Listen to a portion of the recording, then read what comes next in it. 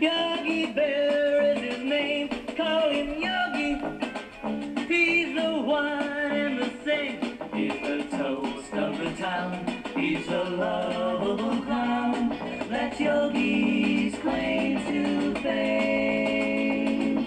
Yogi, they call him Yogi Bear.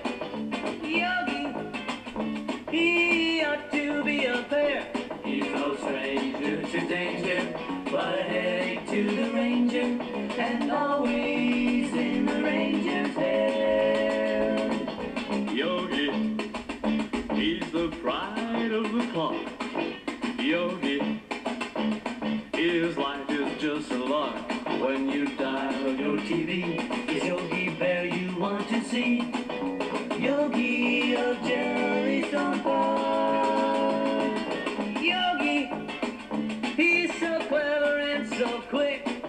Yogi, he won't ever miss a trick. When the food is on the ground, Yogi Bear is always round. At picnic, Yogi takes his pick. There's Yogi, that's Yogi, that's Yogi, that lovable Yogi, that lovable Yogi, Yogi Bear.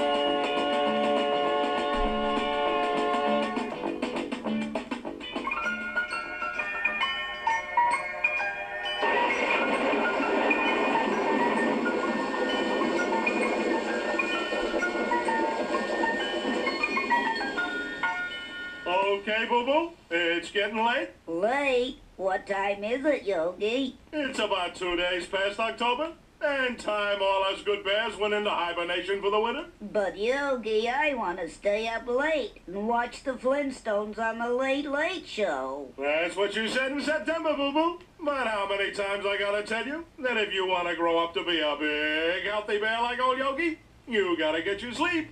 Oh, what does it take to get you to sleep, Boo Boo? Just tell me a bedtime story. That always works. What can I lose? How's about the story of Jack and the Giant Killer? You mean Jack and the Beanstalk? The one and the same. This boy, name of Jack, he lived on a little farm in jolly old England with his mother. But Jack was not so jolly, you see. They were very poor. Why didn't Jack get a job to help his mother, Yogi? Well, Jack didn't know how to do anything. He didn't get an education. You see, Boob, Jack was a dropout. There wasn't a bite of food in the house, not even a TV dinner. Why didn't they sell something, Yogi? They did, Boob.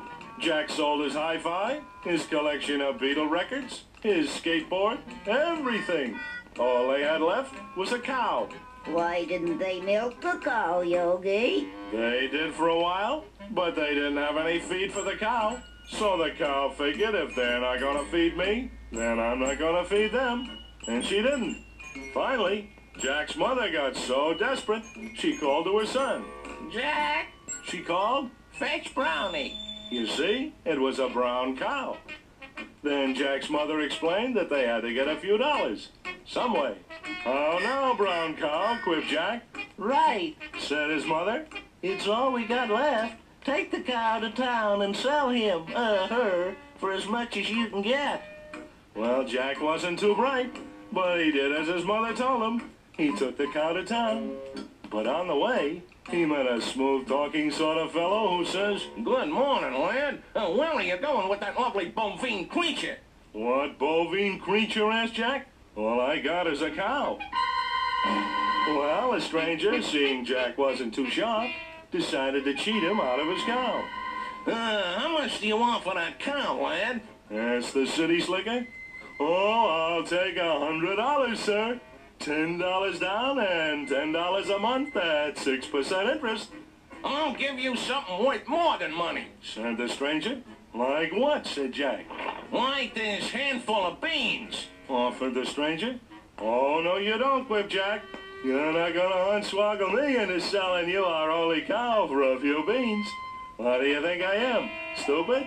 These are not just ordinary beans. These are magic beans.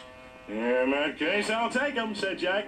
I just wanted you to know that nobody but nobody puts anything over on me. I'm just too sharp for you.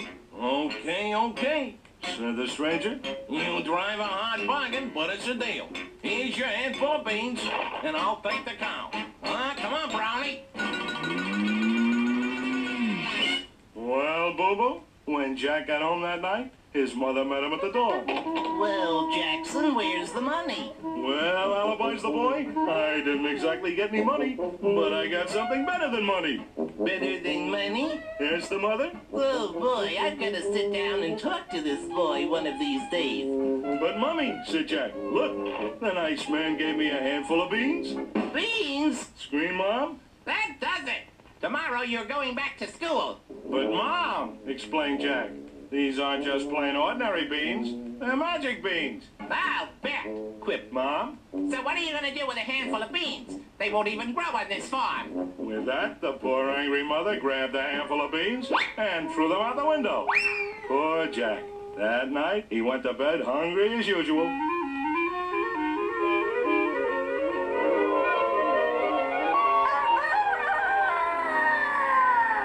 But next morning, when Jack woke up, he looked out the window, and what do you think he saw? The cow? No, Boo Boo. Jack saw a A giant. giant? Let me finish, Boo Boo. He saw a giant beanstalk. You mean the beans really were magic, Yogi? Right, Boob. The giant beanstalk was so tall, Jack couldn't even see to the top of it.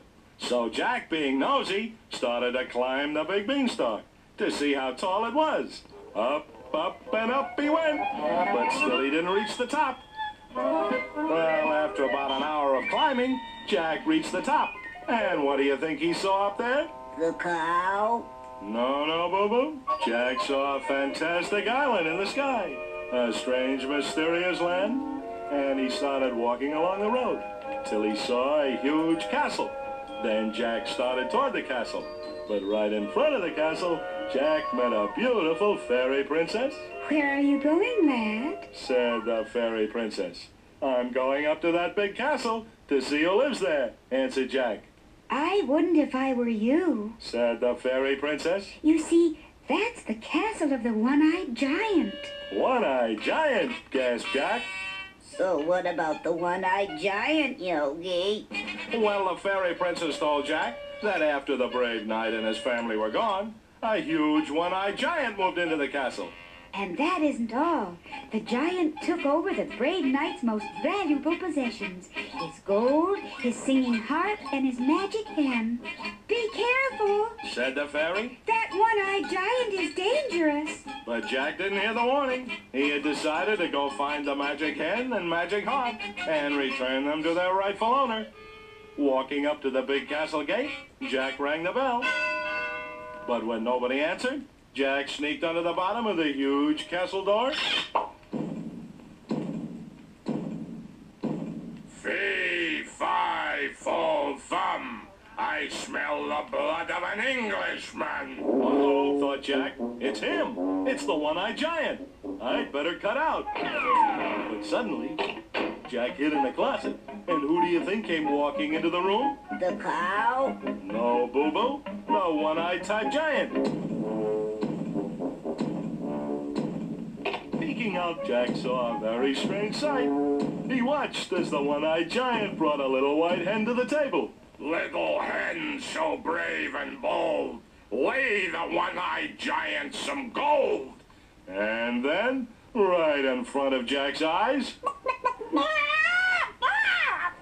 the little hen laid a golden egg, then another, and another. Jack couldn't believe his eyes, but the little hen was laying golden eggs, and they're the best kind. So whilst Jack peeked out, he saw the giant quit counting his gold and pick up the magic musical harp. Spoke the giant. Oh, musical harp, oh, harp so pretty, play me a top 40 ditty. And suddenly, a magical harp started to play all by itself. And after a little while, the giant closed his one big eye and went to sleep.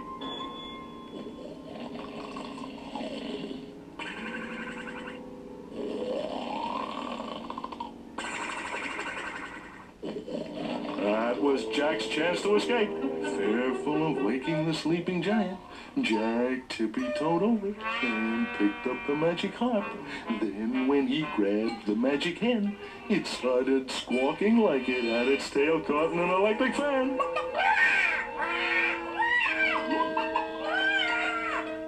If there's one thing I can't stand, it's a stool pigeon chicken.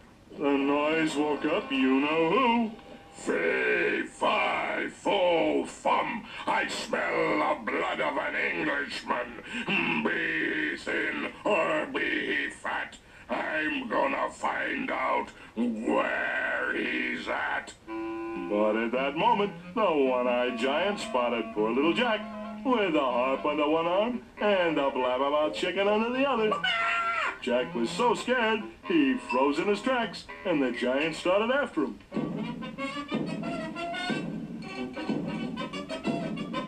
Just as the giant reached out to grab Jack, Jack's feet started to spin, and he took off like a rocket. Down the castle halls Jack ran, with the giant so close, Jack could feel the giant's breath in the back of his neck. Jack, out of breath and scared, dashed out into the courtyard ahead of the giant. But the giant turned his huge dogs loose to join the chase.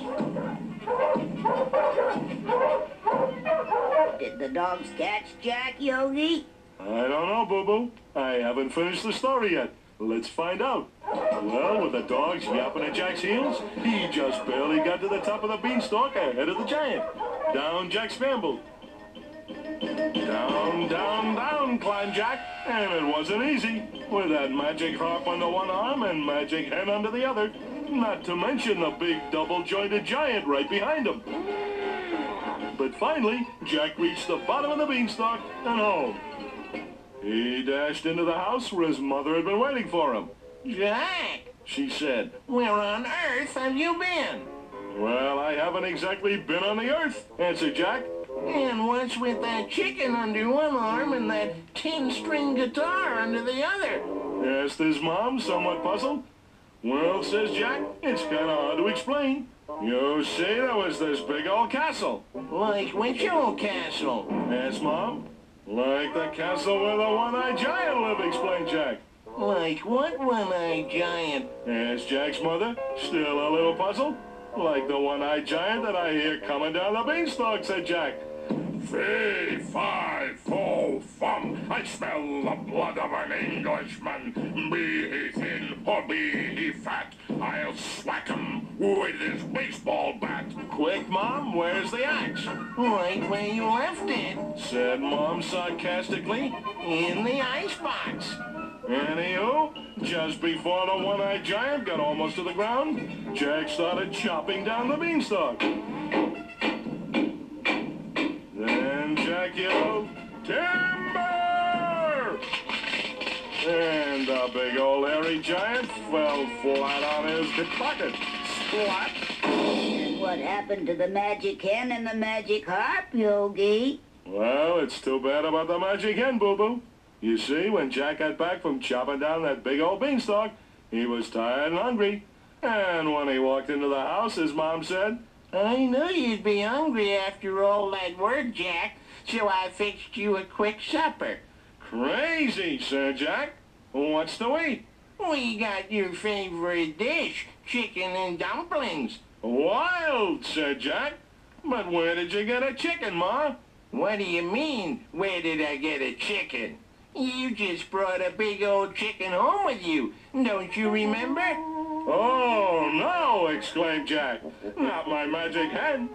Don't worry, said his mother. There's nothing wrong with your magic hen. In fact, it's delicious. "But Ma," explained Jack, "that hen could lay golden eggs." That chicken dinner cost Jack about $1 million. But somehow, he didn't enjoy it. You mean Jack and his mother were still poor, and the story has an unhappy ending? On the contrary, Boo, this story has a happy ending. You see, Jack still had the magic harp. So he got himself an agent, and soon he had his own television show. TV show? Sure. It was called Jack and His Swinging Magic Harp. Yay! Jack the giant killer lived long, long ago with his poor old mother in the town of Old Bordeaux. Jack was very poor, not a nickel in his jeans, so he went to town and sold his cow for a pocket full of beans. Beans. Beans. Poor Jackie's mother didn't know what to say, but she became quite angry and she threw the beans away. Now when Jack awoke the very next day, he had a big surprise. There he saw a giant beanstalk growing up into the skies.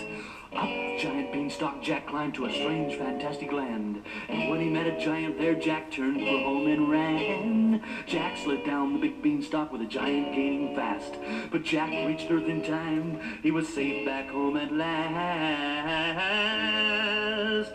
With the giant still up in the air, and before he reached the ground, Jack grabbed an axe and chop, chop, chop till the giant tumbled down. So the moral is, if you are broke, not a nickel in your jeans, remember now, just trade your cow for a pocket full of beans.